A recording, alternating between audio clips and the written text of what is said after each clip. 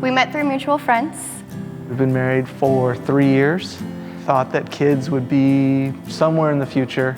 We were like totally gonna wait. We were not gonna have kids for a while.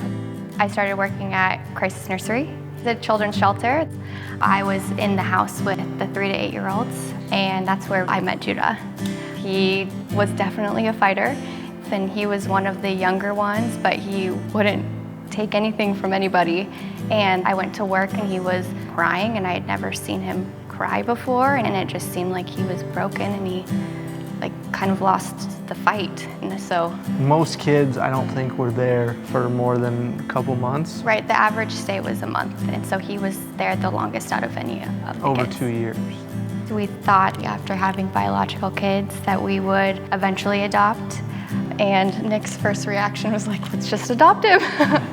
And so we were just praying about it, and if God wants this, then it's gonna happen. We started talking about it with our friends, and they thought we were crazy. Like, there's no way you guys are gonna adopt a kid right now. And then on Sunday, Jamie was preaching about adoption, and we're like, oh my gosh, this isn't just like coincidence. God wanted us to have him in our life, and we were all in at that point. We started our visits, and they decided that we could have him as a kinship placement since he knew me prior. And so as we were going through our foster care training classes, he was actually living with us.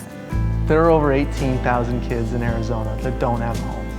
And whether you bring a child into your home for a short time or a long time, you've made an impact on that kid's life.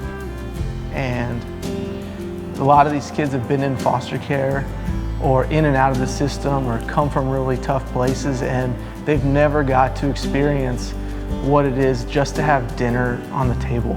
And now he is just the most confident, happy, funniest. He's got the funniest sense of humor ever. He's such a joy, and he's definitely taught us a lot about forgiveness, and he's so resilient, and just seeing his spirit, and he is so on fire for God. I mean, it's incredible. There's been nothing that's brought me closer to God than this. My name's Nick DeDona.